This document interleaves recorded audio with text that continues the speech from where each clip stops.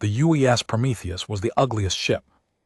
In the human fleet, that was not an opinion, it was a fact, and everyone agreed on it, including the people who flew her. She was 800 m long, built in 2301, and had been patched so many times. Her hull looked like a quilt stitched together by someone who hated quilts, and had also been blindfolded. Her left engine housing was 3 shades darker than the rest of her body because it had been replaced after the Battle of Kepler Station. Her forward gun array sat 3 degrees off-center, a permanent tilt like a man who had taken one too many hits to the left side of his face and never fully straightened out again. That had been Davin Ivy's gift. The designation plates bolted to her bow had been welded on, stripped off, welded on again, and stripped off again so many times that the hull around them was dimpled and puckered like scar tissue over an old wound. She was a joke, the kind of joke that got told at fleet meets during lectures about decommissioning schedules, the kind of joke that younger officers made quietly among themselves when the Prometheus limped into dry dock for another repair cycle. She had been scheduled for decommissioning 4 separate times in the last 20 years.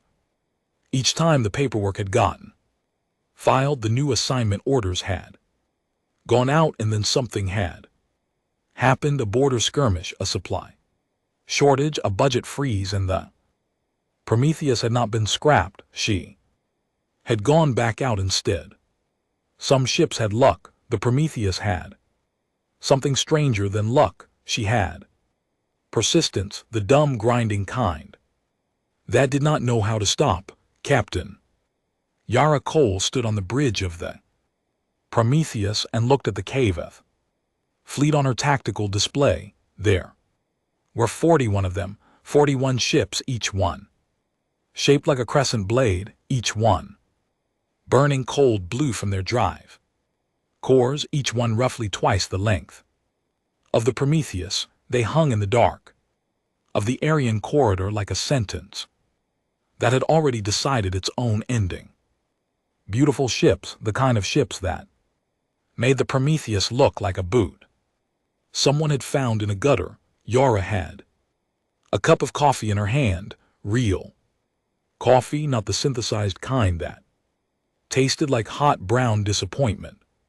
She had 12 bags of the real stuff left, packed into her personal locker, rationed out across the 12 days of travel to get here. She had been making them last. She took a sip. It was too hot. She drank it anyway. They know we're here, said Lieutenant Darrell Asai, her tactical officer. He was 26 years old and had transferred to the Prometheus 8 months ago from the UES Valiant, which was a newer ship and a better posting by every measurable standard. Nobody had ever figured out why he had asked for the transfer. He had never explained it, and nobody had pushed him on it, because on the Prometheus, you did not ask people why they were there. You just accepted that they were. They knew we were here before we arrived. Yara said their flagship is adjusting its position. I see it. The Caveth flagship was called the Dominion's word.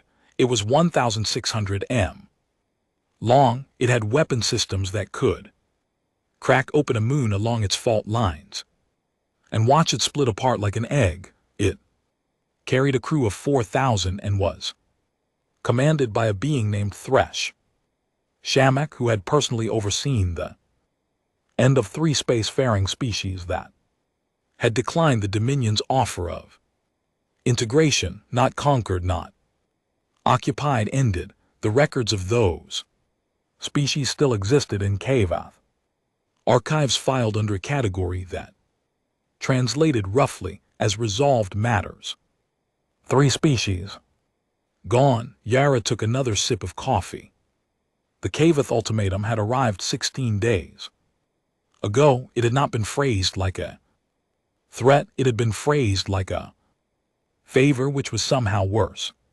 The Dominion was extending to humanity the great honor of integration. All humanity needed to do was surrender administrative authority over 12 of its 40 colony worlds, dismantle its military fleet down to a small peacekeeping force, and accept Cavith governance over its outer territories. In exchange, humanity would receive protection, access to Cavith trade networks, and the privilege of existing under the same banner as 600 other species. 600 species, all of them integrated, all of them no longer quite themselves. The Human Council had met for 3 days. They had argued, they had modeled outcomes on every variable they could quantify. They had run projections on the cost of resistance versus the cost of surrender, and the projections had not been kind to resistance.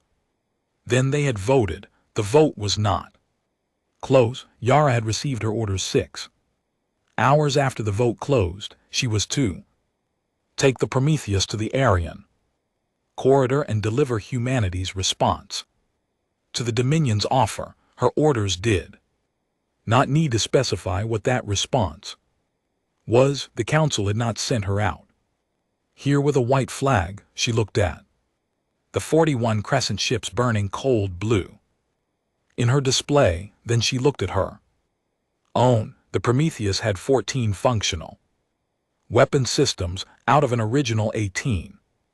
Her shields ran at 83% of rated capacity because 3 of her emitter nodes had burned out at Callaway's Drift, and the replacement parts had been aboard a supply ship that had never arrived. Her reactor was sound. Myra had made certain of that, the way a mother makes certain her child has eaten before anyone else at the table but her. Secondary power conduits ran hot and needed to be manually vented every 90 minutes or they would trip the circuit breakers on decks 7 through 9. Her crew numbered 340, down from a full complement of 420. The Prometheus was not a ship that drew volunteers.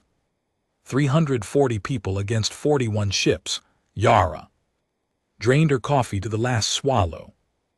Open a channel, she said. The response came 11 seconds later. Cave communication technology was faster than human tech. Most cave technology was faster, denser, more efficient. They had been traveling between stars for 600 years before humanity had figured out how to leave its own solar system.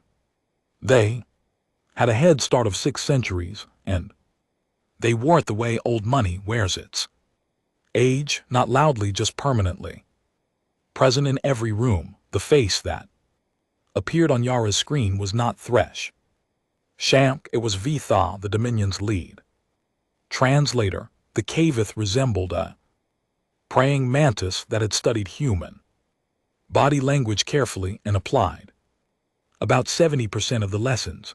4 arms, 2 of which did most of the talking in their gesture language, a head too wide for a human face, eyes spaced far apart and flat as coins, robes the color of dried blood, perfectly composed. Captain Vethsa said in English so clean it had no accent at all. We expected more ships. We brought what we needed. Yara said. VTH Saw's upper arms moved. A small, precise gesture.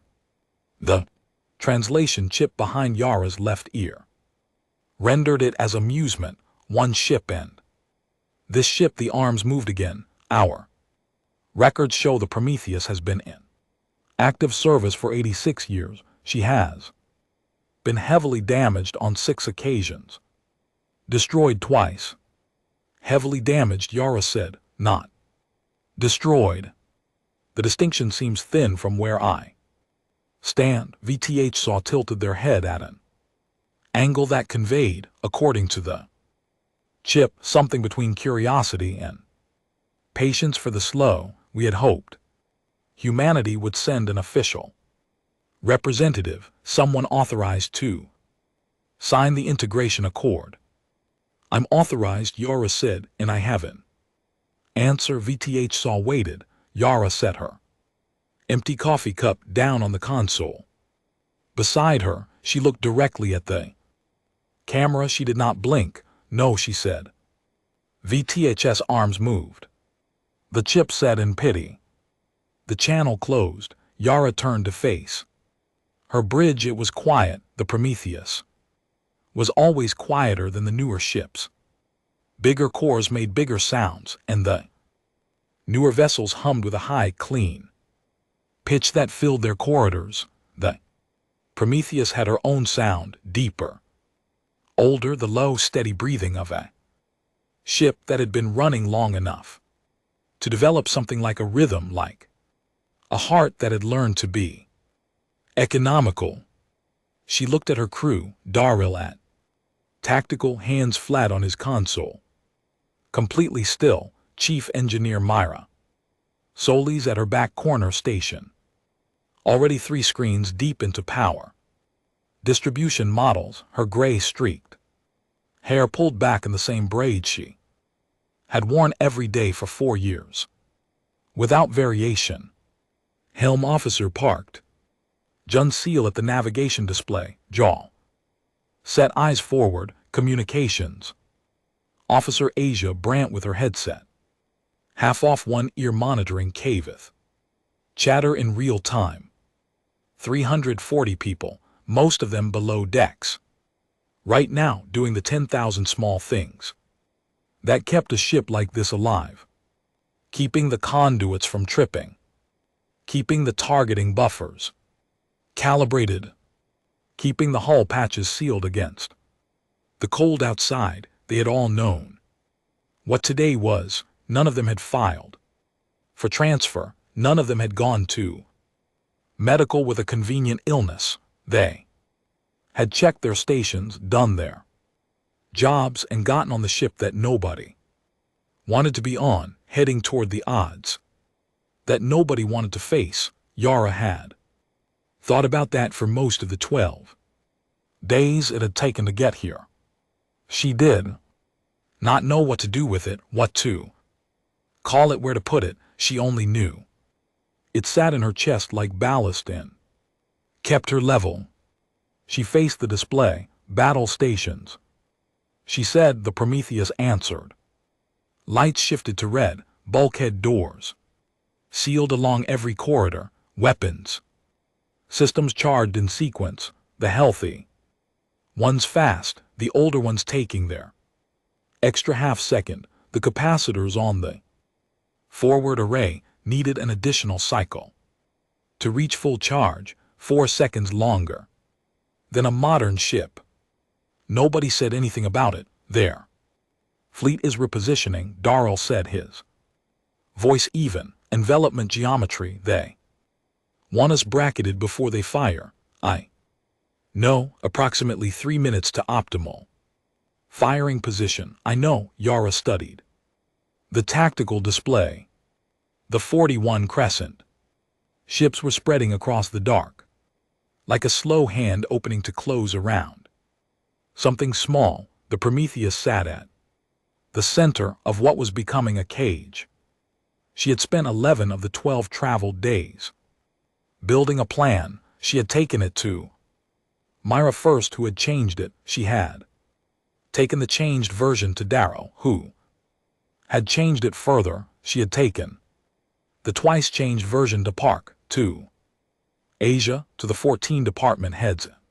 Turn, and each of them had found something to modify, something to sharpen, some edge to refine, until the plan barely resembled what she had started with. It was less her plan than the ship's plan at this point, a plan built from 340 minds working on the same problem from different angles. It was not elegant. It had no clean lines.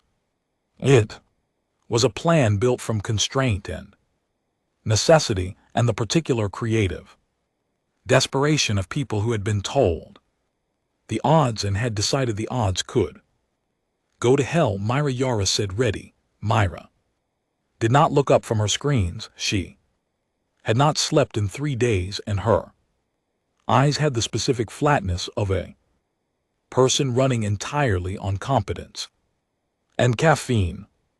Park ready, Captain. Darl ready. Yara pressed her arm against the worn-through patch of duct tape on her armrest. It was warm from her own body heat. Outside the viewports, the stars were absolutely still. They did not care. They would be there after this, one way or another, burning the same as always. The K think this ends fast, Yara said. Let's make them wrong about that. The Prometheus moved. She was slow compared to the Crescent ships. That was simply factually true, and there was no point pretending otherwise. But slow was not the same as predictable, and Park Junio had been flying this ship for 6 years. He knew her the way you know a language you grew up speaking, not as a set of rules but as instinct, as reflex, as something that lived in the hands before it reached the brain. He pushed her into a hard lateral burn, not retreating toward the jump point and not charging the formation center. He took her sideways at a diagonal angle that the Kth geometry had not fully weighted, because it was not the rational move. The rational moves were retreat or charge. This was neither. The Prometheus slid sideways through the dark like a bar fight, spilling in an unexpected direction. The first Kavith volley came in exactly where Yara had calculated it would, based on the arc of their formation spread. It caught the Prometheus across the rear port quarter, and her shields absorbed it with the sound felt more than heard of a deep bell struck once through the hull. 83%.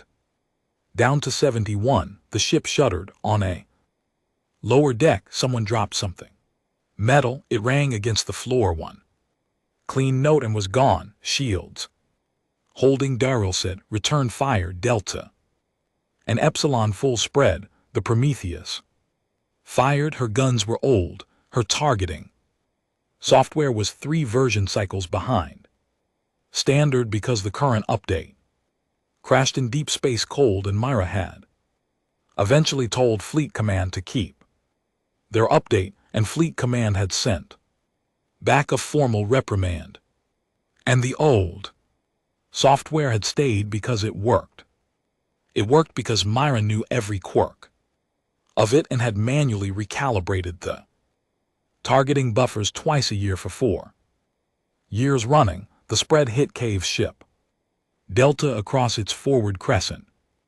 Delta's shields held. Of course they held. Kavith's shields were very good, but Kth's shields were engineered to absorb energy in predictable geometric vectors, and the Prometheus's guns fired in slightly wrong directions because of the 3 degrees offset on the forward array, and some of the shots arrived from angles that Delta's emitter geometry had not been built to handle at full efficiency. Delta's port bow shield flickered just once, less than a second. Noted, Dar said quietly. He was already recording it. The second Kavith volley came, and Park rolled the Prometheus through a full 360 degrees rotation, not the optimal maneuver by any conventional measure, but the fastest way to bring her vententral shields to bear, and the vententral shields were still at 91%, because they had not taken a hit yet. The bridge tilted. Gravity compensators caught most of it. Yara's empty coffee cup slid off the console. It hit the floor. She did not look at it. She was looking at the display where 41 blue icons moved and adjusted, and Recalculated, their formation tightening. Like a fist, they were good, they were. Very, very good, and they were slightly confused. Not badly, not visibly, but the Prometheus was not following the predicted behavior model, and that small confusion was costing the Cavith commander roughly 2 seconds per decision cycle as he updated his calculations. 2 seconds over a long engagement. 2 seconds per cycle was the difference between an equation that closed and one that didn't. Yara's plan was not a plan to win a battle, it was a plan to survive long enough for the battle to become something the Cavith Dominion in 600 years of expansion had never encountered before. Myra, she said. 60%. Myra answered she knew what was being asked. Give me 8 more minutes. You have 6. A pause. I'll need another coffee. Someone on the bridge laughed. Short cut off. The Prometheus took another hit and the lights dipped and came back, and she was still moving in the flagship Dominions. Word Commander Thresh Shamak watched the engagement data and felt the first small cousin of concern settle at the base of his secondary thought cluster.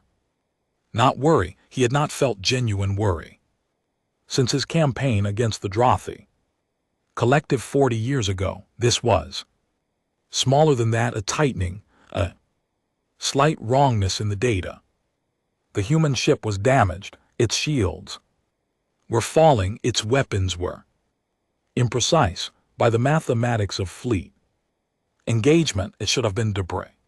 Twice over, it was not debris. It kept moving, it kept doing things that did not fit the model, rolling completely over like a creature shaking water from its code, firing spreads that were technically inaccurate but finding gaps in his ship's defenses that his own tactical scans hadn't flagged, moving in ways that sacrificed efficiency for unpredictability. Thresh had ended 3 species and won 17 fleet engagements. He had never lost. He watched the Prometheus eat another volley and keep moving. Increase pressure, he said. All ships tighten the envelope. I want that hull breached. In 4 minutes, his fleet moved. The Prometheus moved, still moving, still. There the Cavith fired in waves. That was their standard doctrine. Darl had spent 3 months studying it from every intercept and stolen data file that human intelligence had managed to collect over the past decade. The Dominion did not believe in single massive strikes.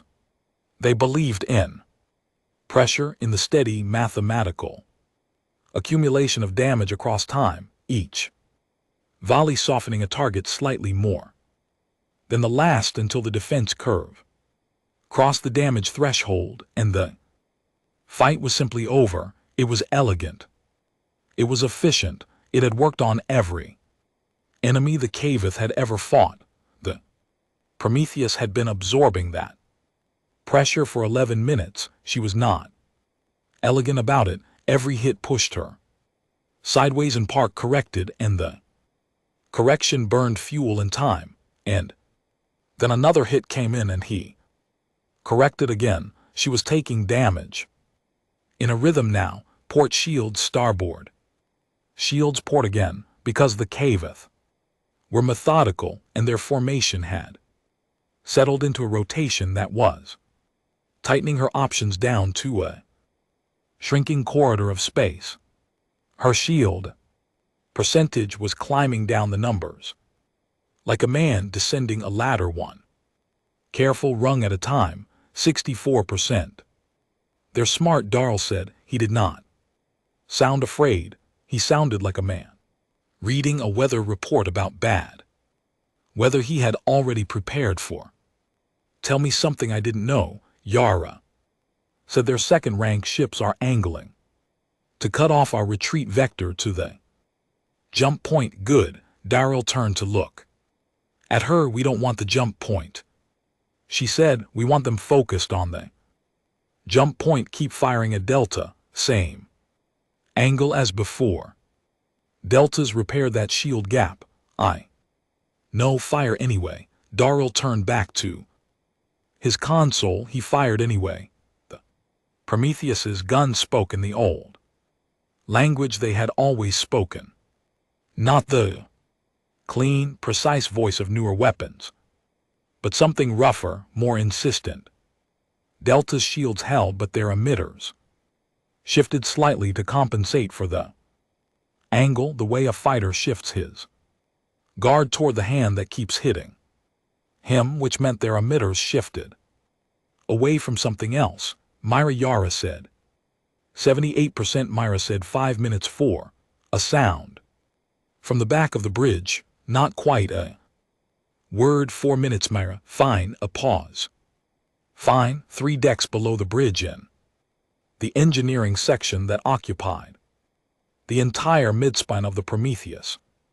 Chief Engineer Myra Solis was doing 3 things at once. She was monitoring the secondary power conduits, which were running at 140% of standard temperature because she had rerouted power from the ventilation systems on decks 4 through 6, and the extra load was making the conduit sweat. She was directing her team of 14 engineers in real time, each of them at a different critical station, each of them receiving her instructions through their earpieces in the calm, clipped, short-north hand she had developed over years of working with people in loud, dangerous places. And she was putting the last calibrations on the things she had spent 4 months building in the back corner of the engineering bay, behind the secondary coolant tanks, in the space that was technically classified as spare parts storage, but had not held spare parts since she had quietly emptied it out. The thing did not have an official name yet. Myra called it the reversal because that was what it did, and because she was an engineer, and engineers named things for their function. It was ugly the same way the Prometheus was ugly. It was built from components that were not supposed to be combined, using principles that 3 separate physicists at the UES engineering core had told her were theoretically sound but practically impossible.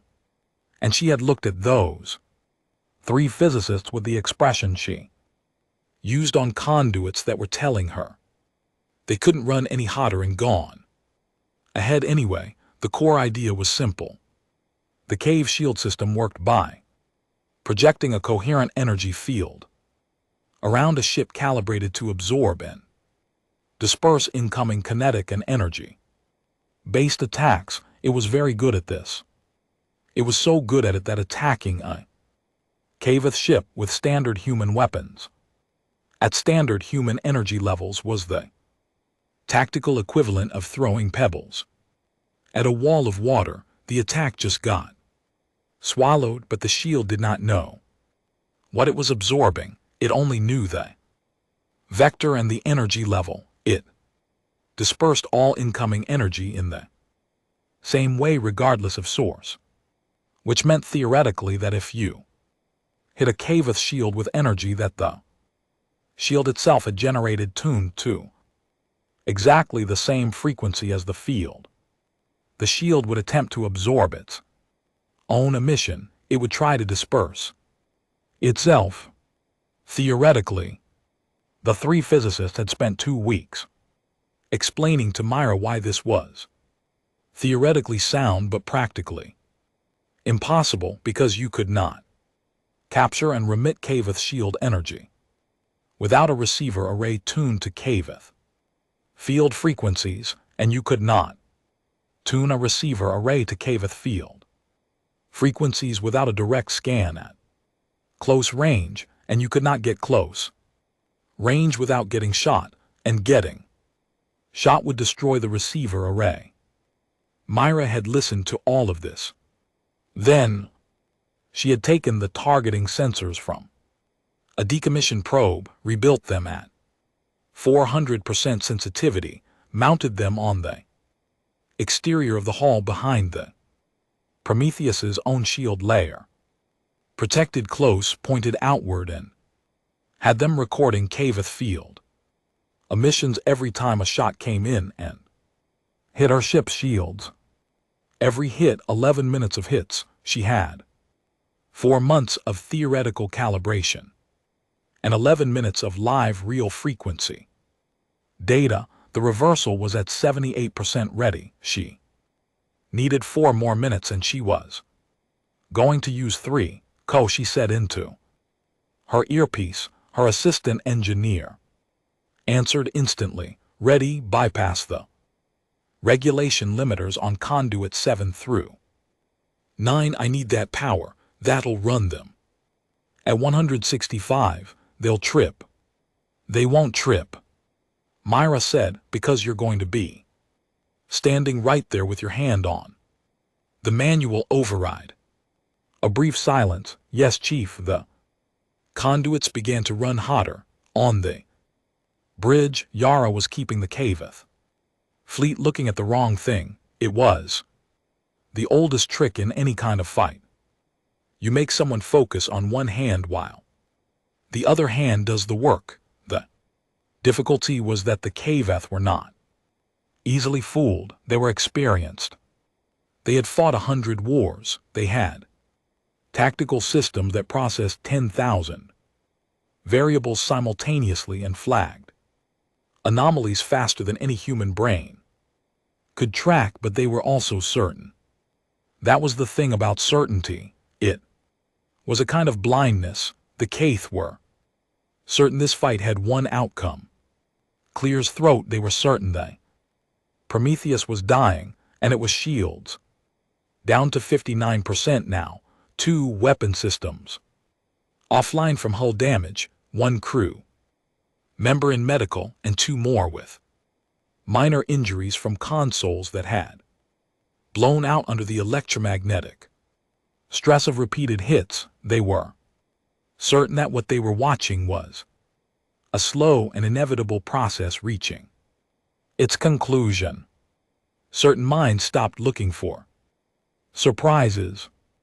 The Prometheus had been engineered accidentally to produce surprises, not because anyone had designed her that way, but because 86 years of getting hit and staying running had filled her with crew after crew of people who had learned to do more with less, and that knowledge had accumulated in the ship's operational culture. The way mineral deposits accumulate in old pipes, layer by layer, invisible until you needed it. Their flagship is moving up, Darrell said. Yara looked at the display. Thresham had decided to stop being patient. Dominion's word was advancing through the formation, coming to the front of the engagement arc, a 1,600-meter ship, moving to personally close the distance. He's done waiting, she said, apparently. Good, Asia, open a channel to the fleet. She paused. Our fleet, Asia Brandt tapped her console. You're on, Captain. The human fleet was not 41 ships. The human fleet for this engagement was the Prometheus and the Prometheus alone, but the communication array reached beyond this corridor of space, bounced off relay buoys across 8 light minutes, and would carry her voice to the 2 listening posts humanity had positioned at the edges of this sector. The people at those listening posts could not help her. They were there to hear what happened, to carry the record back. This is Captain Yara Cole of the UES. Prometheus, she said, we are 11 minutes into engagement with the Caveth Dominion fleet, 41 ships. Their flagship is closing. She kept her voice flat and even. We're still here. She closed the channel. Myra, she said. 91%, Myra said. Her voice had a different quality now. Tight. The voice of someone threading a needle in a moving vehicle. 2 minutes. Their flagship will be in optimal range. In 90 seconds, Darrow said. Nobody said anything to that. The Prometheus took another hit, the worst one yet, a direct volley from 3 Cavith ships firing in coordinated sequence. The shots timed to arrive within a half-second of each other on the same vector, hammering the same section of shield with almost no interval for recovery.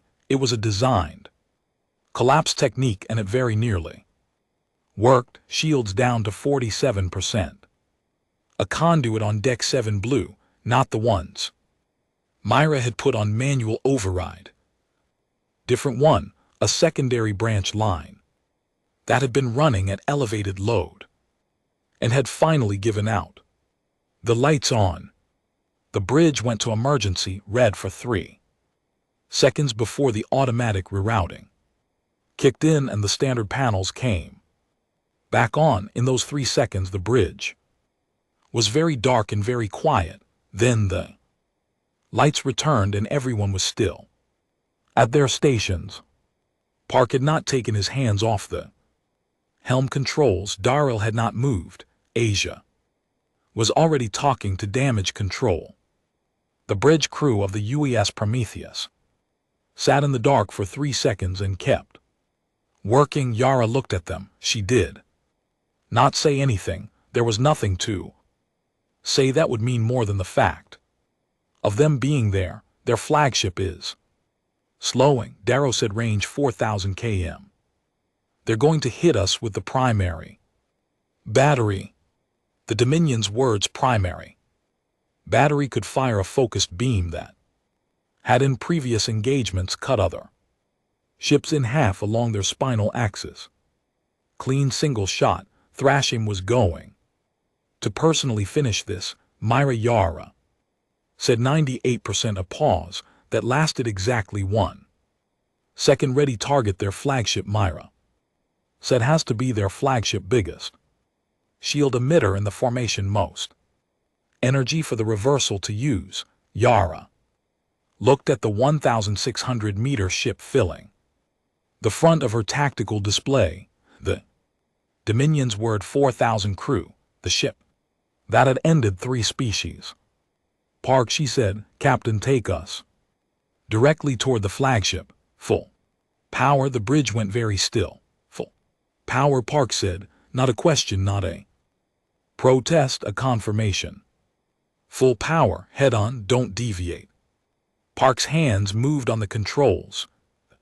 Prometheus stopped her sideways drift and swung her bow directly at the Dominion's word. Her remaining engines fired at maximum. The old ship shuddered along her entire length, a deep resonant vibration that Yara felt through the armrests of her chair, through the deck plates under her boots, through the walls. She could have reached out and touched. The Prometheus had not run at full power in 3 years. She sounded like she was being asked to remember something she had almost forgotten. She remembered. She surged forward. Yara watched the distance counter on her display. 4,000 km. 3,600. 3,200. He's going to fire, Darrell said. I know, Captain. Myra Yara said, on my mark, ready. 2,800 km. On the Dominion's word, Thresham watched the damaged human ship come straight at him at full speed and felt something he had never felt in 600 years of Dominion warfare. He had no word for it because his species had not needed one in a very long time. It was the feeling of not being certain. Fire, he said. Primary battery of the Dominion's word.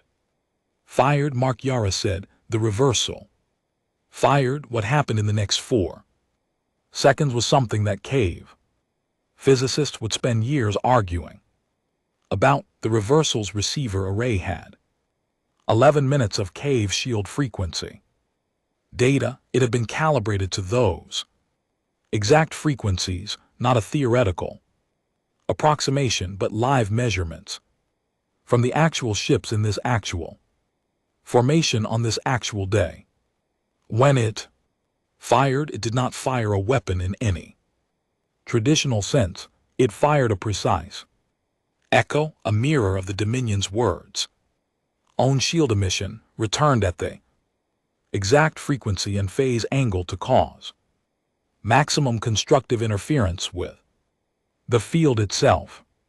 The primary battery beam left the Dominion's word, the reversal's emission hit the Dominion's word shield from outside at the same instant, the shield encountering energy at its own precise frequency attempted to absorb and disperse it the way it dispersed everything. It began the dispersal cycle, and then the dispersal cycle encountered the dispersal cycle itself, the field trying to consume its own output, and for 0.3 seconds the Dominion's word had no shields at all.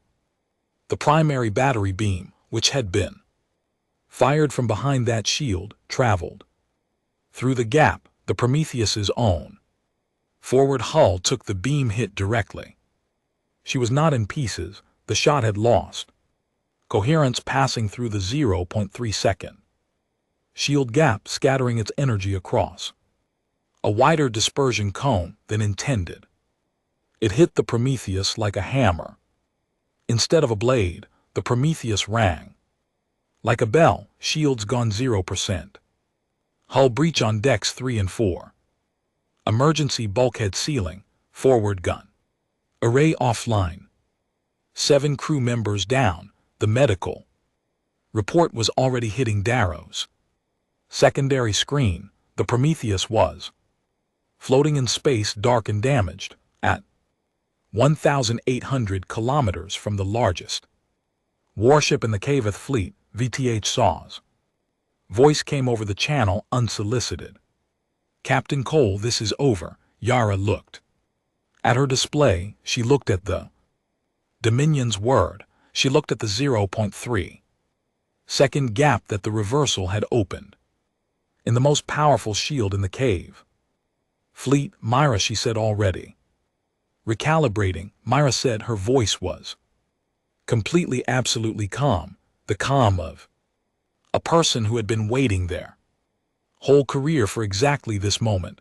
"I have their frequency. I have all 41 frequencies. I've had them for 11 minutes." Yara let out a breath. "How long to full recharge?"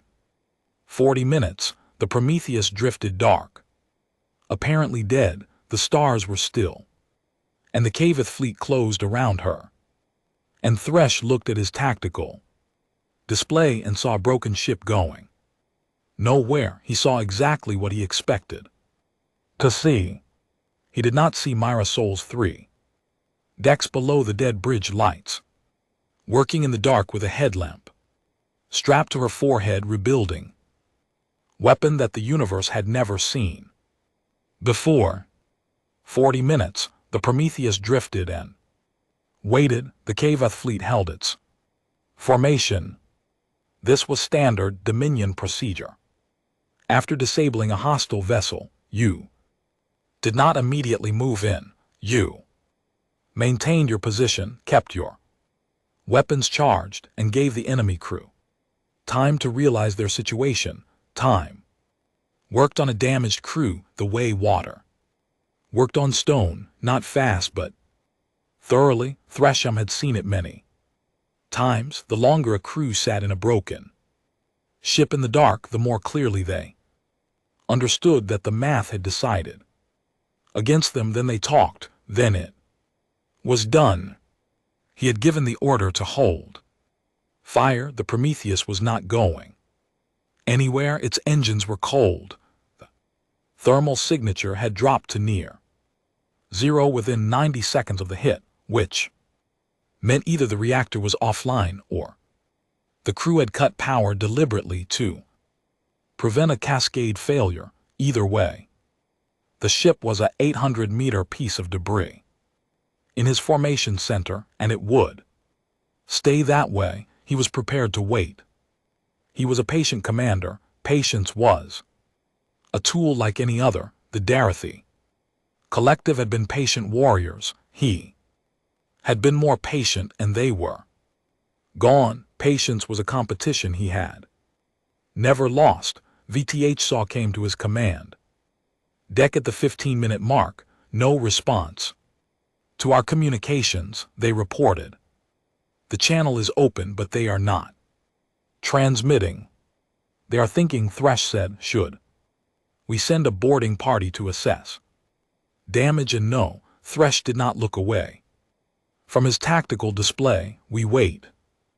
Crew in a dark ship with no shields and hull damage will reach the correct conclusion on their own. We do not need to hurry them. He paused. And I will not spend lives boarding a ship that is already dead. We wait. VTH's arms moved in the gesture that meant asterisk. Understood, and withdrew. Thresh watched the Prometheus on his display. It sat there cold and dark and did nothing. Inside the cold and dark Prometheus, no one was reaching the correct conclusion. The bridge was running on emergency power only. Emergency power was enough for life support, enough for the internal communication system, and enough for Darrow's tactical display, which he was keeping on its dimmest setting to conserve the backup cell. Main lights were off. The ventilation was at minimum, enough to keep the air moving, but not enough to prevent it from going slightly stale. The temperature had dropped 4 degrees in 20 minutes. Nobody complained about the temperature. Yara sat in her chair.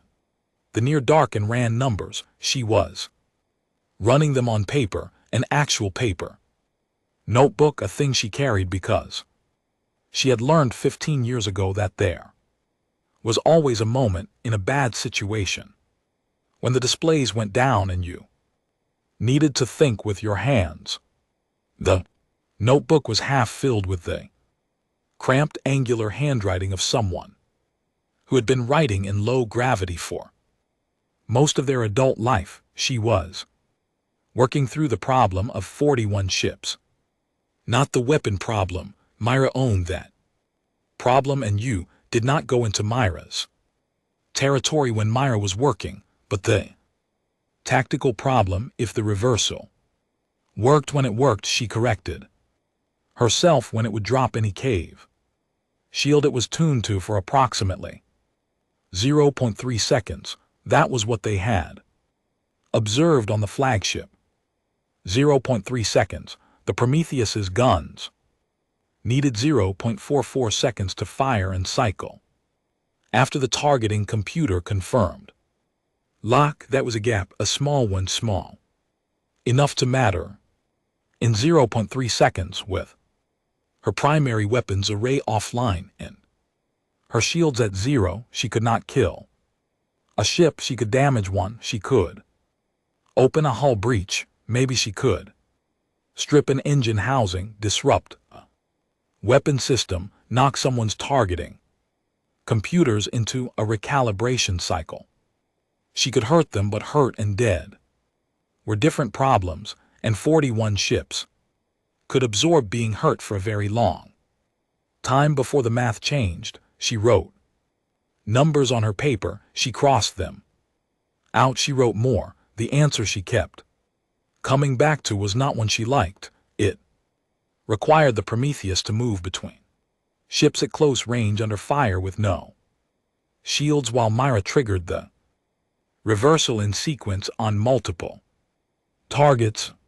It required Park to thread the ship through a formation of 41 vessels at distances that were technically unsafe for any ship this size. It required the crew to trust a weapon that had worked exactly once for exactly 0.3 seconds to work 41 more times long. Enough for the guns to do something useful. It was a terrible plan. She wrote it in the notebook and looked at It was the only plan she had. Darrow, she said, his voice came out of the dark. Captain, their formation, are they tightening around us? She heard the faint sound of his display keys. Yes. They've reduced the envelope. Ships are at an average of 2,200 km. The flagship is holding at 1,800.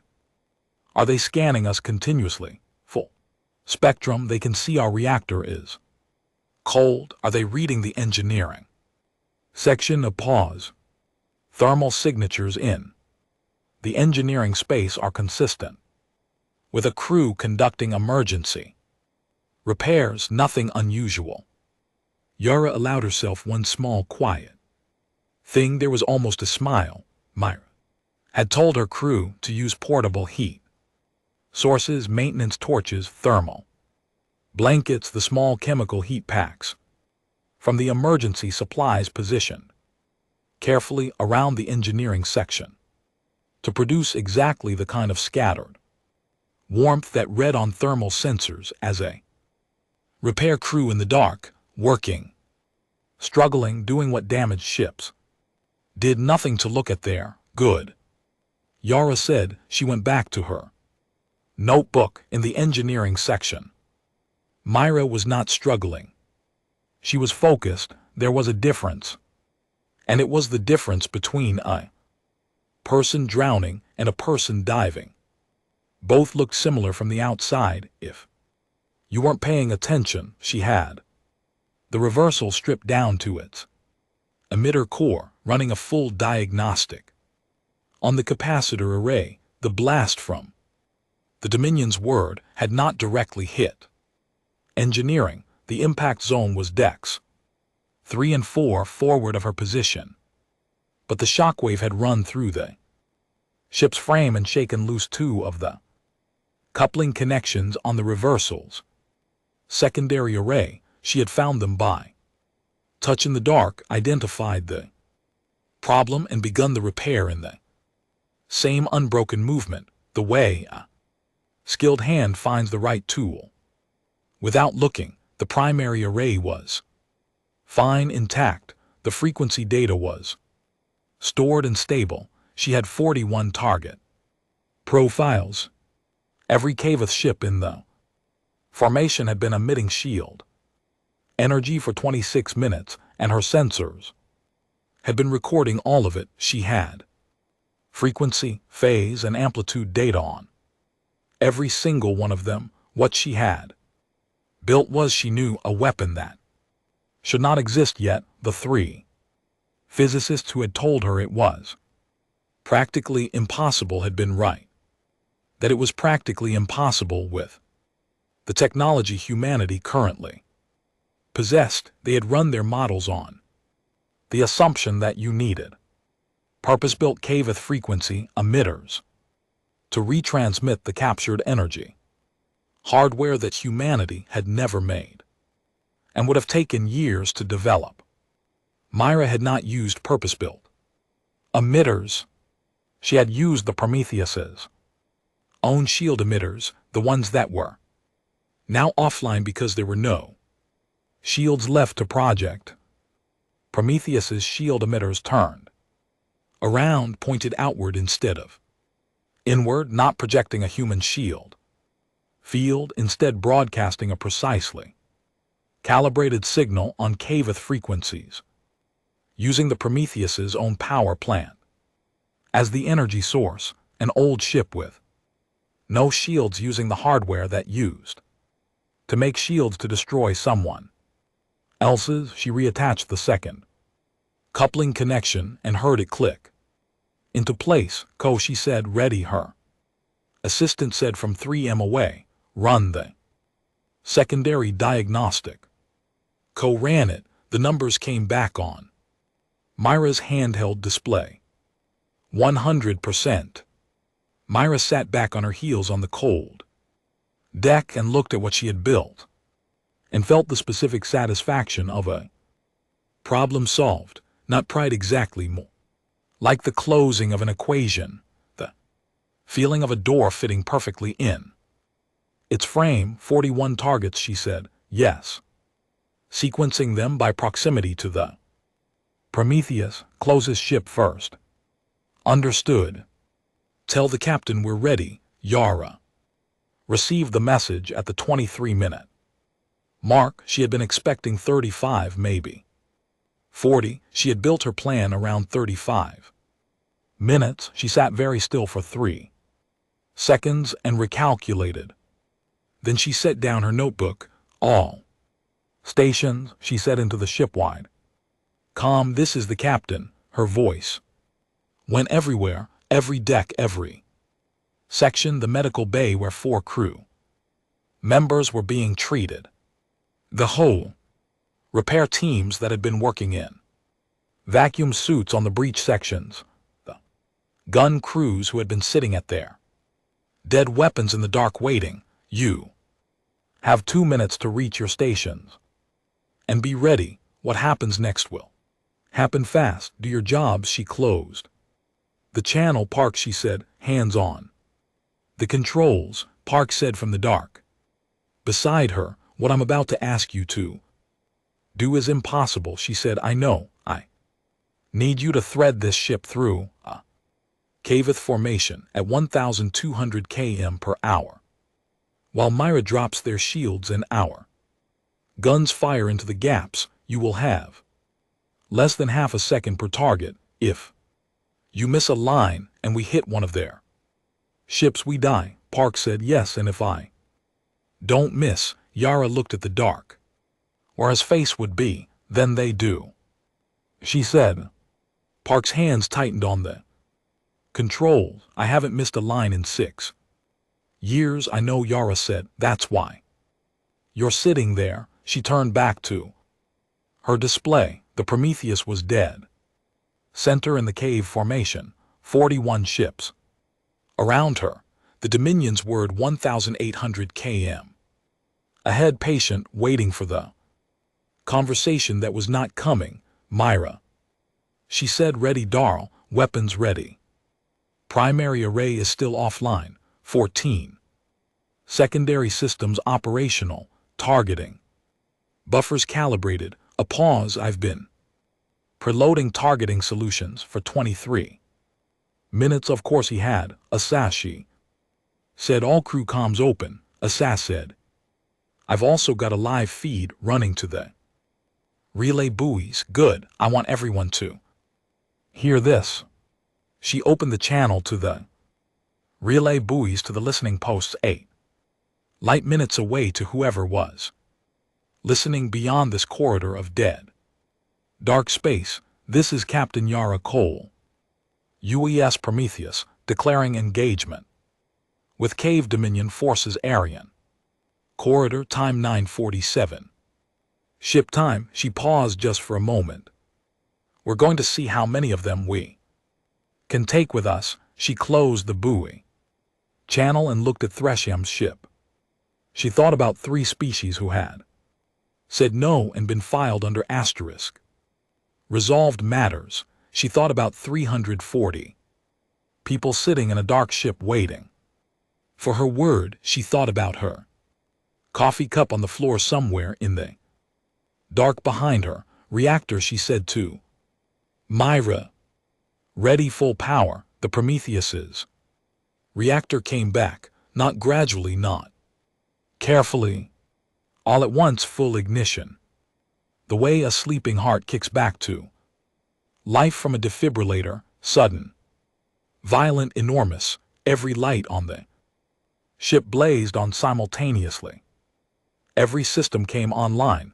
The engines fired at maximum from a dead stop, and the ship lurched forward like a dog that had been sitting very still for a very long time and had just been told it could run. She charged directly at the Dominion's word. On the bridge of the Dominion's word, every alarm on every console screamed at once. Thrashimek had been in the middle of a conversation with VTH Saw about the timetable for the human crew's surrender.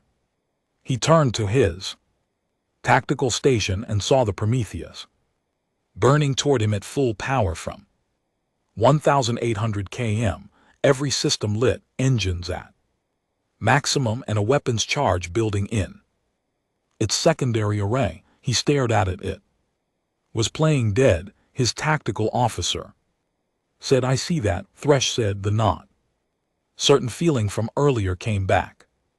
Larger now, less like the first small cousin of worry and more like worry itself standing in the room, evasive. He started. The Prometheus fired, not at the Dominion's word, at the ship on the Dominion's word's left flank, Kaith.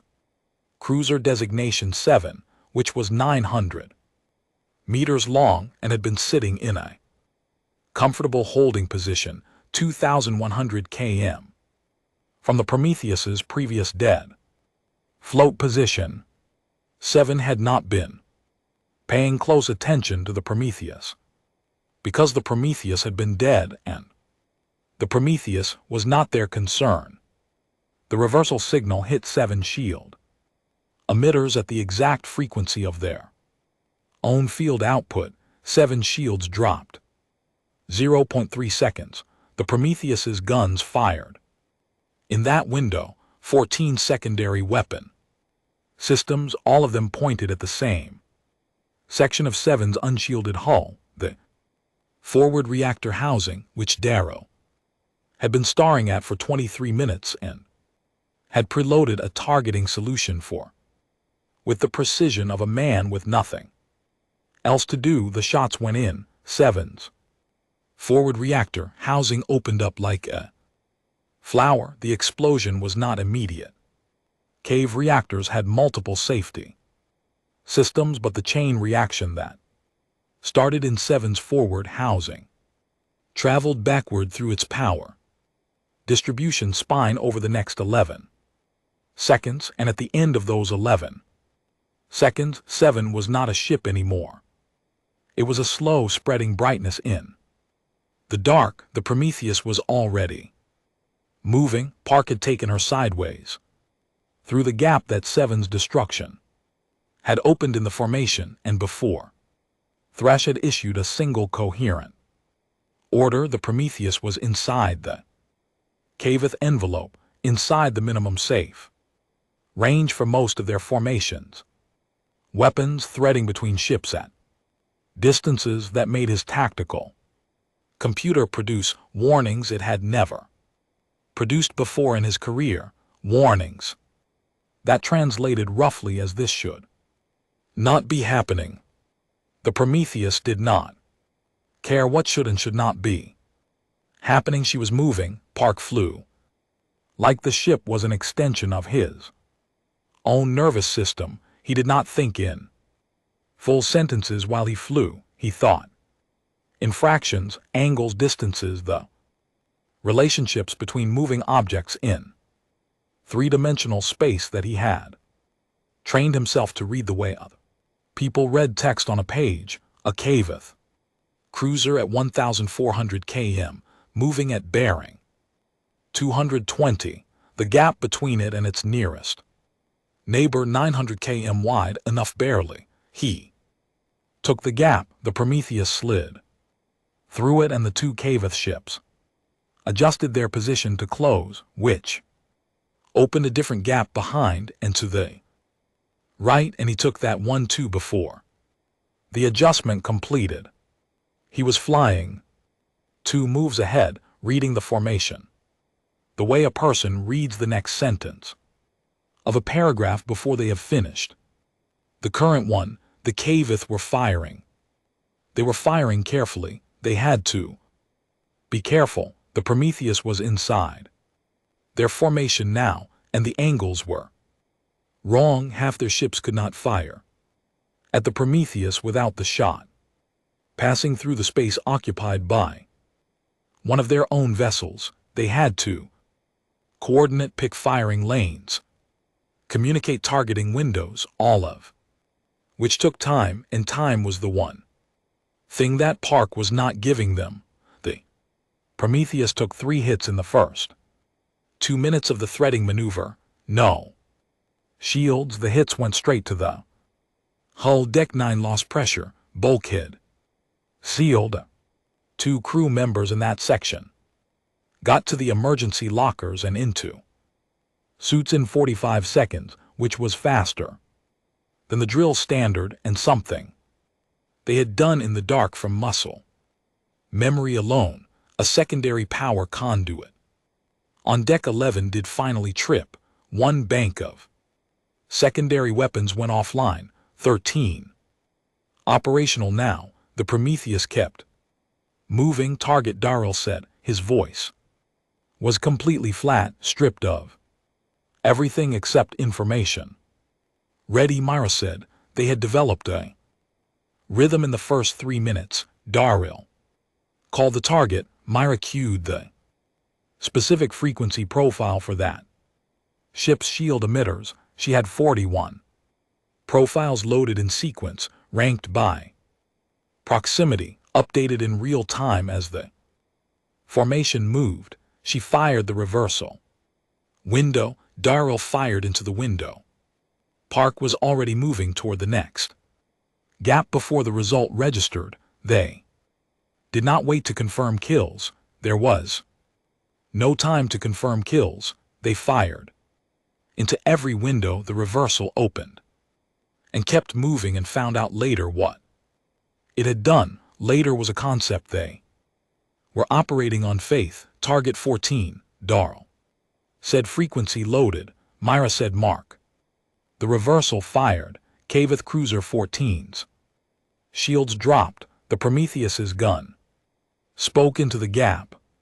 The same forward section of the reactor housing, the vulnerability Darrow had identified on the very first ship, the weakness that appeared in every cave vessel of this class because they had been built from the same design template and had the same structural logic, the same choices about where to put the power distribution spine, the same elegant and uniform engineering that had never needed to account for someone knowing exactly where to look. 14's forward housing buckled.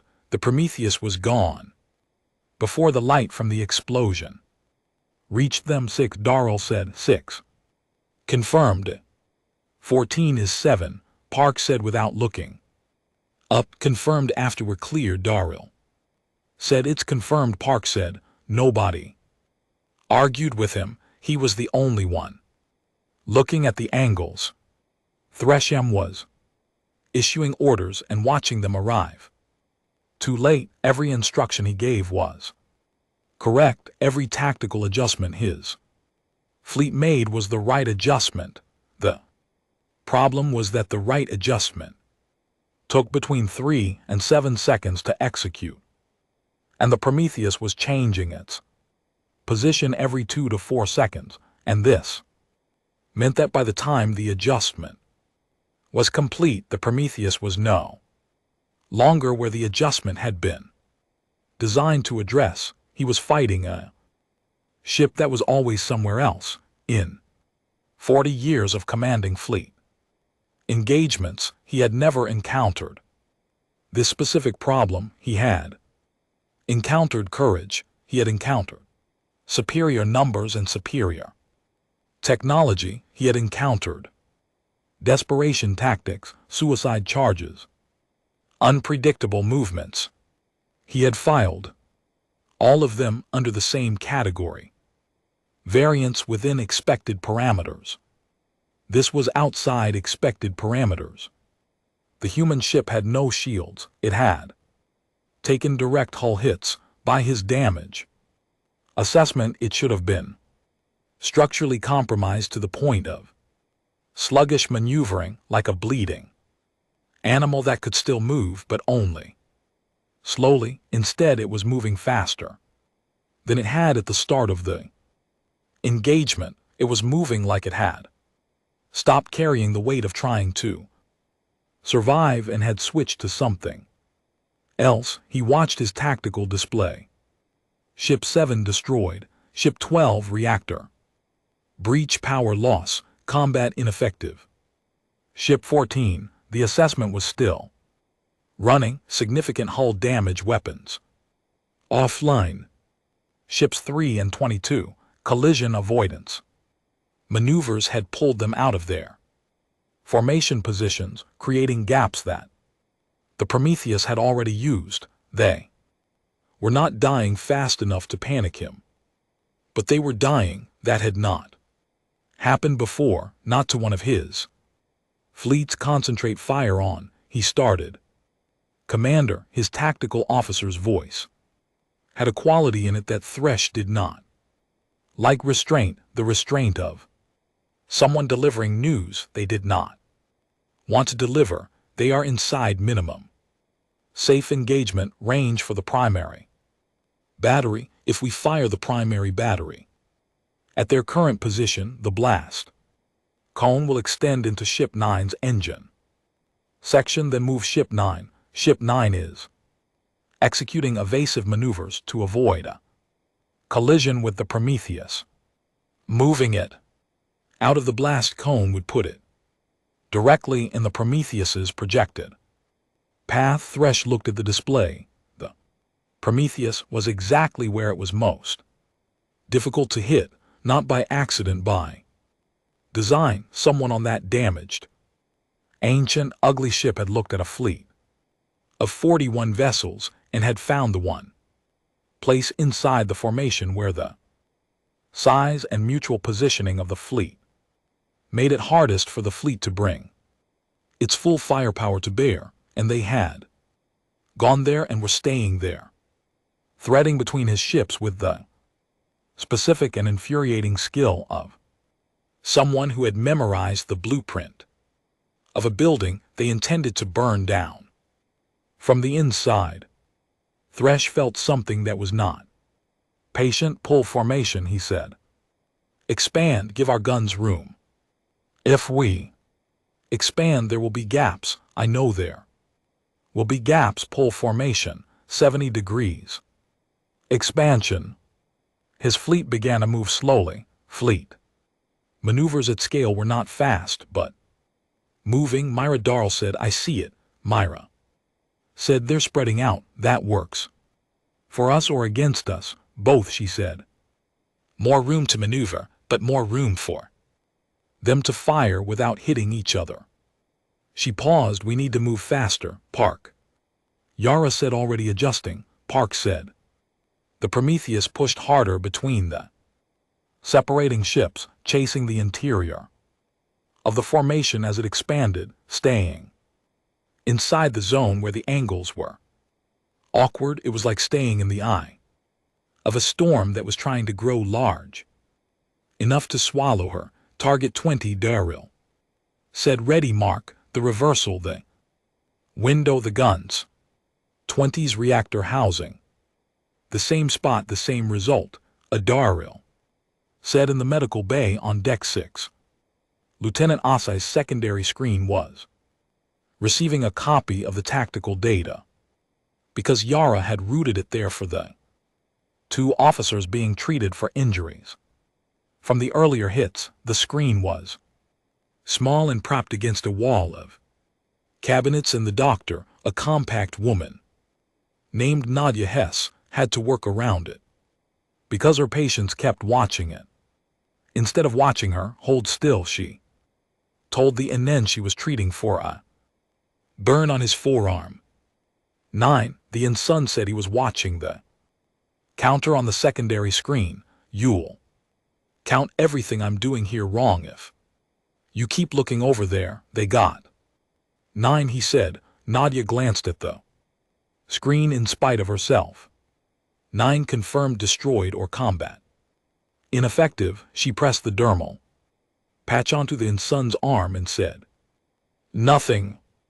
32 minutes into the threading maneuver, the Prometheus had a problem. She was running dry, not fuel. Her reactor was handling the load, not the reversal. Myra had 41 profiles and had used 11 of them. The problem was the hull. She had taken 14 direct hits with no shields in 32 minutes, and the damage was accumulating in the ship's structural Frame, the weight that accumulates. Slowly, then all at once, 3 sections were sealed behind emergency bulkheads.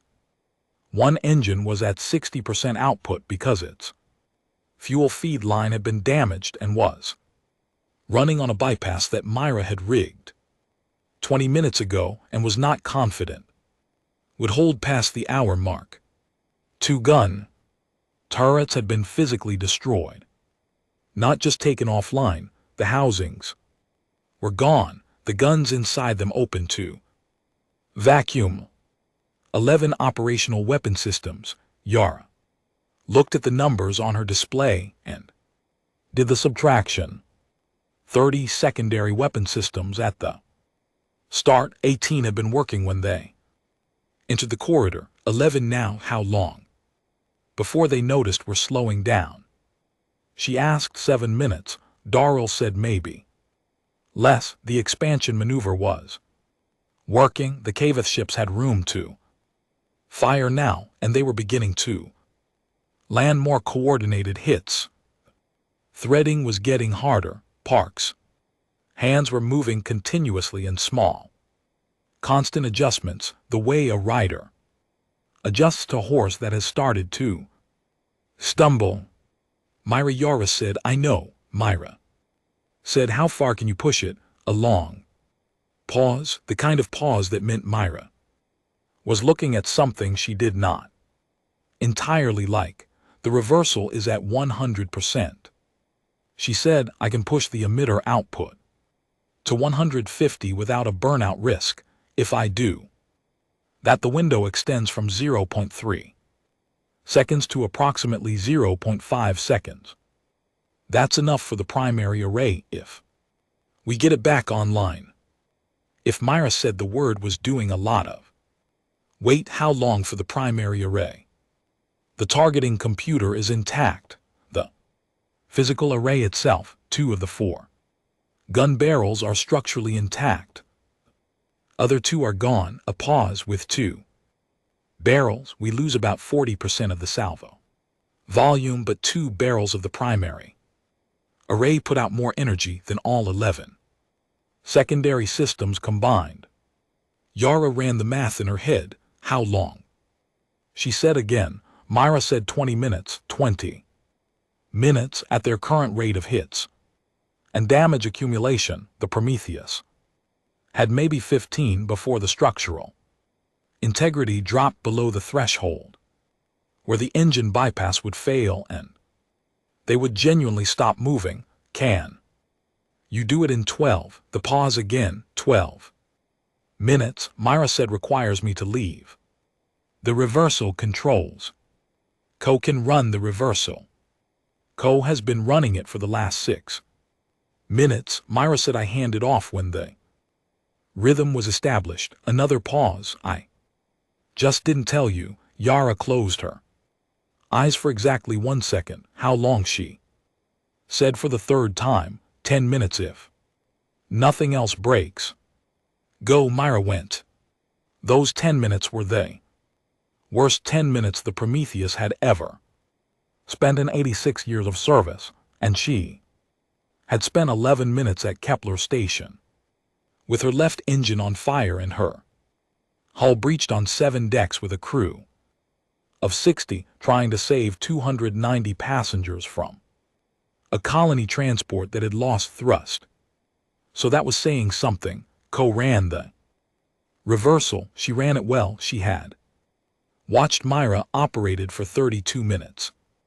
And she had a mind that retained patterns the way other minds retain faces. Her hands moved on the controls with the concentrated care of someone doing something they had not done before but were very determined to do correctly, like a person parallel parking for the first time on a busy street with a car full of people watching. 121-13. Target 30 was running. KO's 15th. Confirmed hit, the Prometheus's 16th.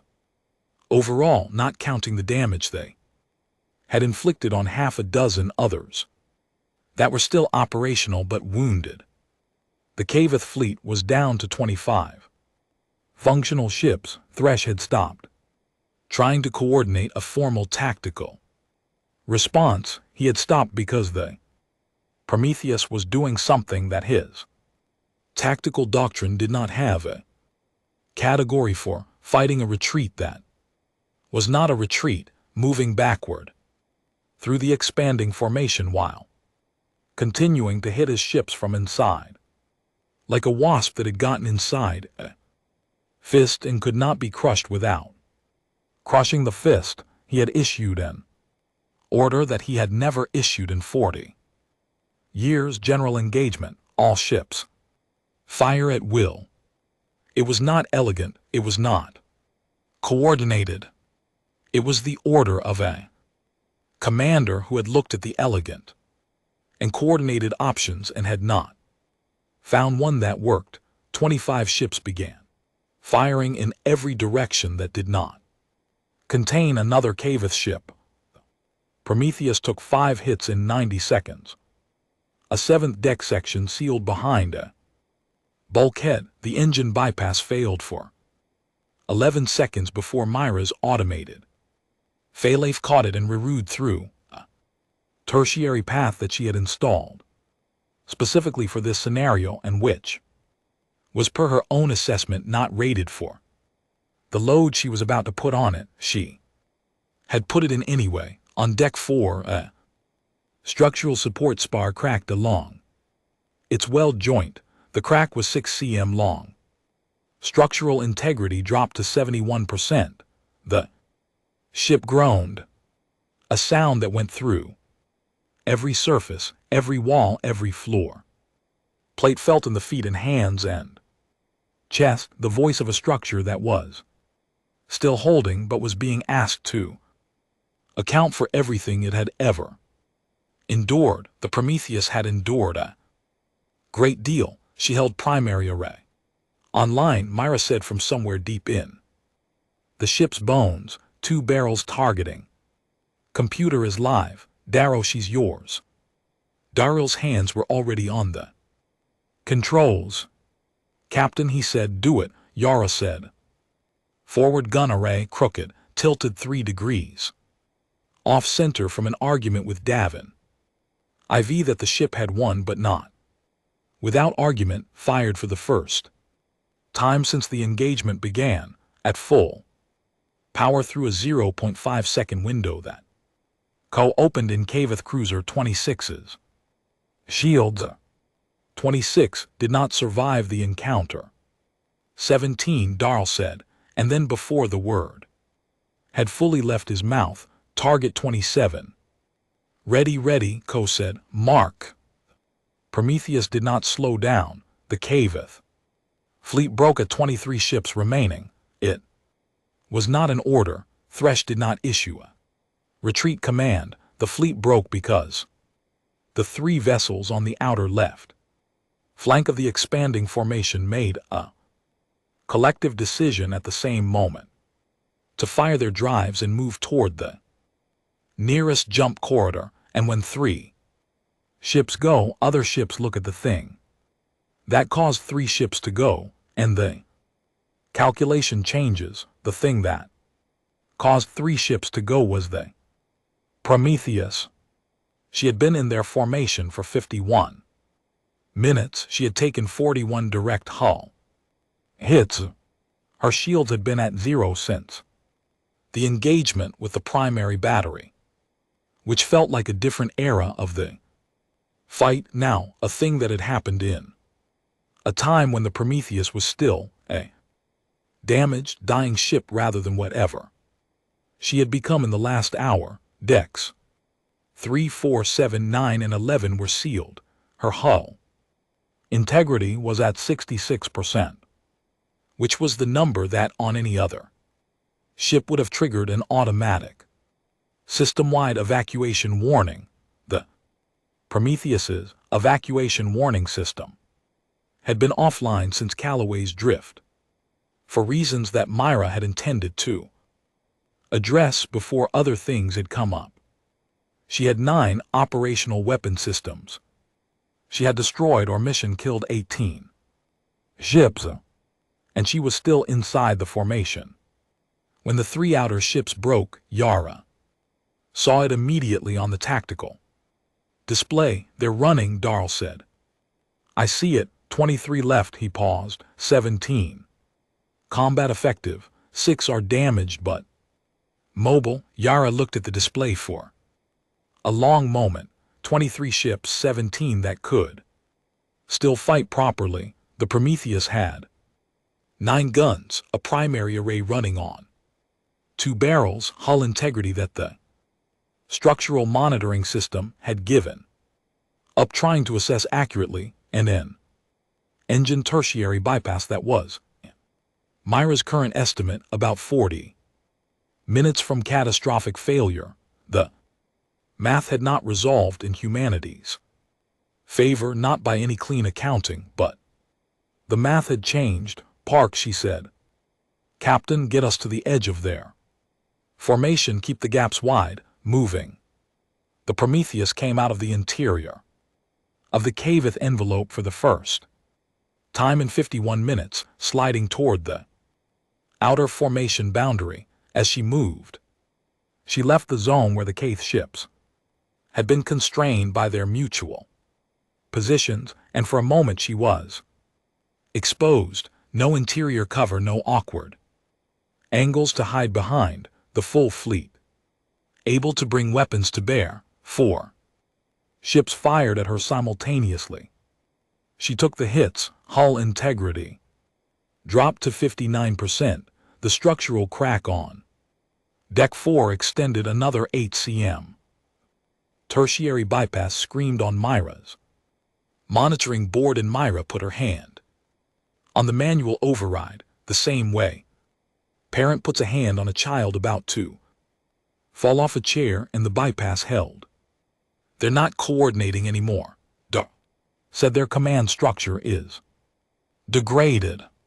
He was right. Thresham's general engagement order had broken the formation's coherence, and losing 18 ships in 51 minutes had broken something else, some confidence in the underlying premise of the engagement that had kept the fleet operating as a unified body.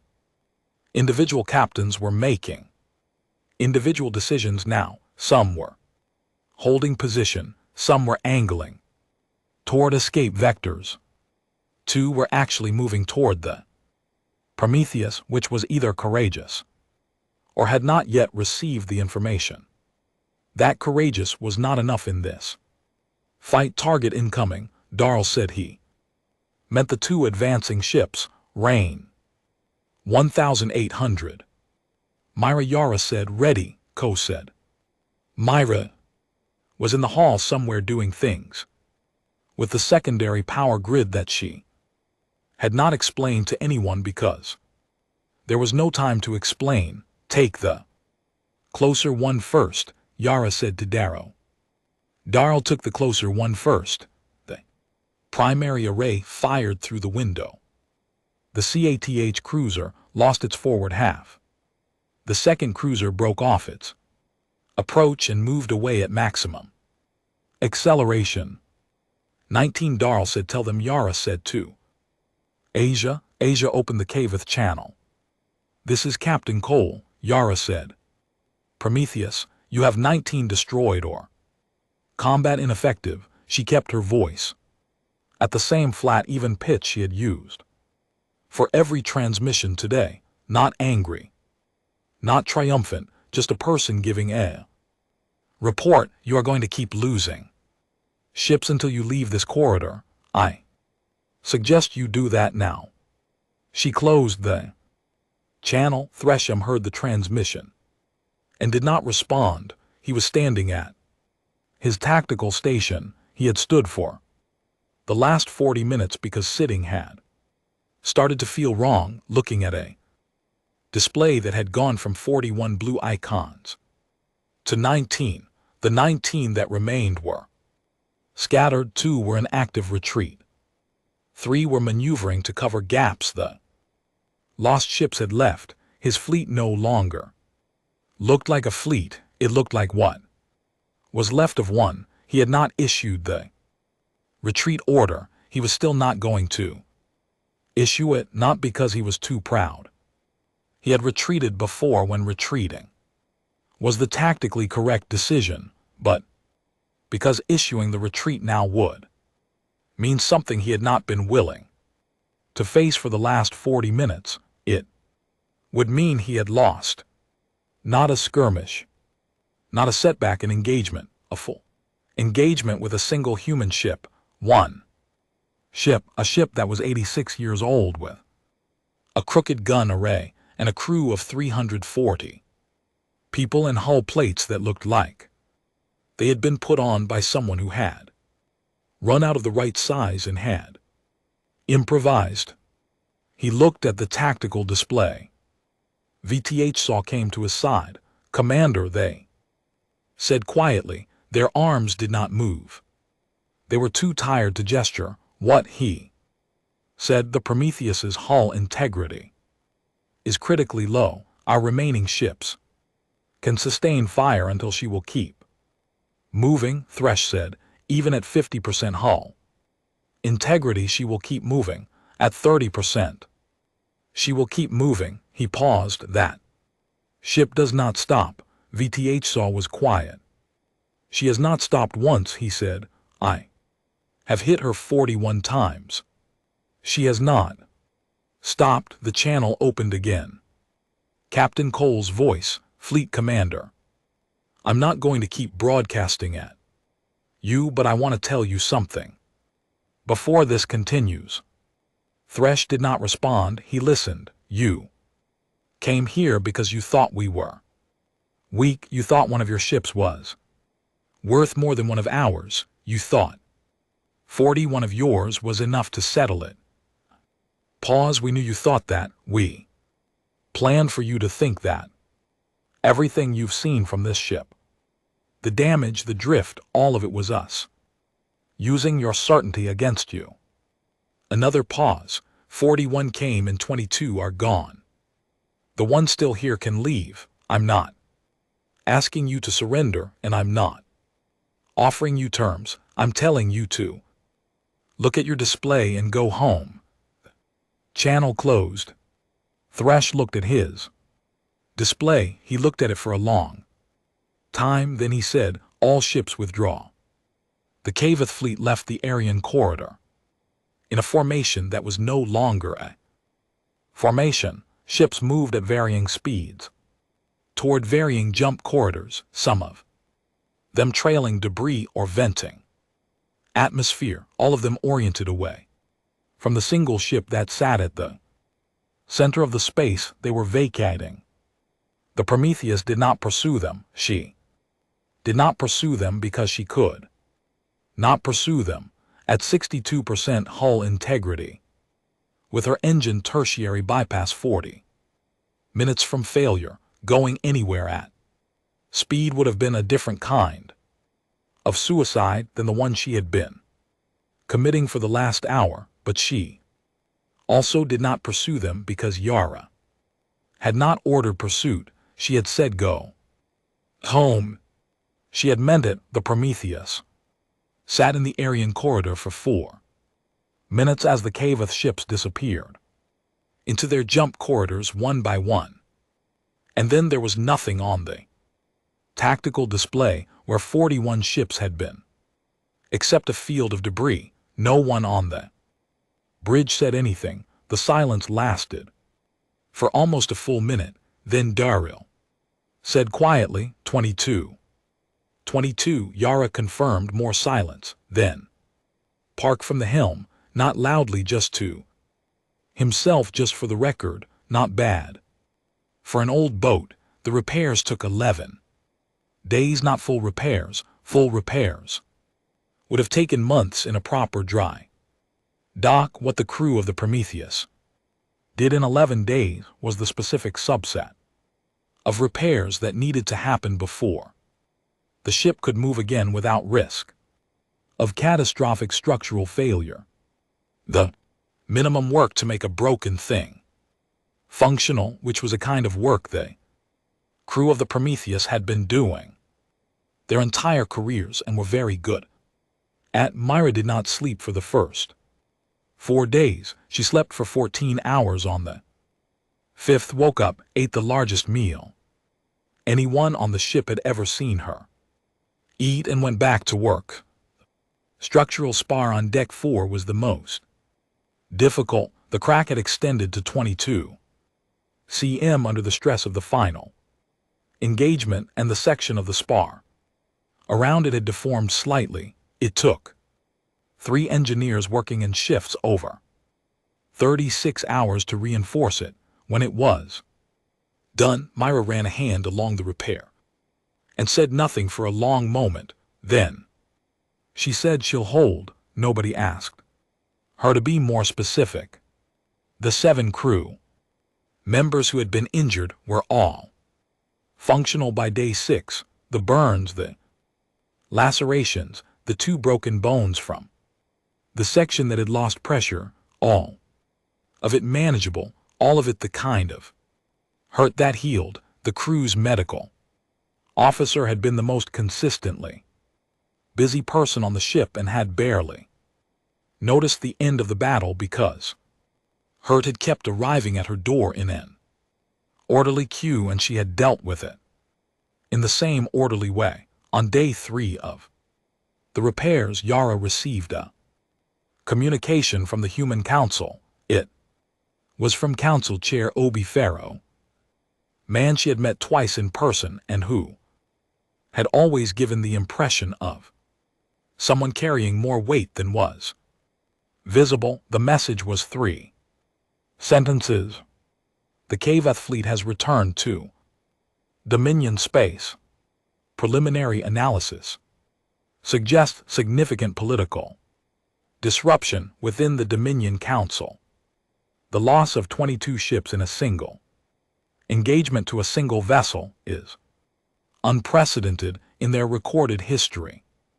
We would like to speak with you when you are able. Yara read it twice. She sent back, available when Prometheus is mobile. Estimate 6 days. She folded her notebook and put it back in her pocket and went to see what Myra needed.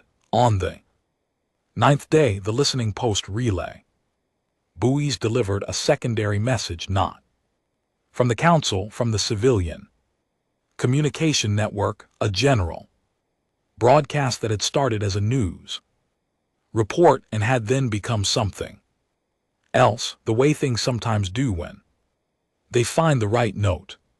Someone had taken the relay feed from the engagement, the live audio that Asia had been broadcasting to the buoys throughout, and had published it, all of it, 67 minutes of tactical audio from a bridge in the dark. Captain Cole calling targets, Darrell counting, Park saying nothing at all, just flying. Myra's calm voice from engineering giving updates. The broadcast had been heard by approximately 9 billion people in the 11 days since the engagement ended. In it, if you listened carefully, was a moment that people kept returning to. It was not a famous line. Nobody had written it intending it to be remembered. It was 32 seconds from the middle of the threading maneuver when the Prometheus was taking hits and the lights were cycling, and Darrow said in the same flat voice he had used for everything else, structural integrity at 72%. Hull breach risk in Sector 4, and Yara's voice noted that was all noted. 9 billion people heard asterisk noted and understood something about who they were and what they could endure. On day 11, Darrell knocked on Yara's cabin door. She was at her small desk working through the formal after-action report, which was the most boring document in the universe and was also required. She told him to come in. He stood in the door. He had a cup of coffee, real coffee from his own supplies, she noted. She had not known he kept any. "I've been thinking," he said. "About what?" "About why I transferred to this ship." She waited. I've been trying to find the right way to say it for 8 months. He looked at the coffee cup. I think what I knew when I was on the Valiant was that the newer ships were very good at doing expected things. The Valiant had better guns and better shields and faster systems and better odds in any scenario the tactical models could build. He paused. I just kept thinking that the scenarios the models couldn't build were the ones that were going to matter. Yara looked at him, and the Prometheus seemed like a ship that had been living outside the models for a long time, he said, and I thought the people who flew her probably knew how. He put the coffee cup on her desk. That's why I transferred, he said. He left. Yara looked at the coffee. She picked it up. It was the right temperature. Outside the viewport of her small cabin, the Aryan corridor was dark and empty, and perfectly still. The debris field from the battle was too scattered to see. From here, just the dark and the stars burning in it the same as always. The Prometheus hummed around her, that deep, old sound, the sound of a ship that had been running so long it had developed something like a heartbeat. Yara drank the coffee. 2 weeks later, the Dominion's word returned to the Aryan corridor, not with a fleet, not with weapons charged. It came alone, moving slowly, and it broadcast its approach on the open channel 40 minutes before it arrived. Thresham's voice in Cavith, translated by the chip behind Yara's ear. He was requesting a meeting.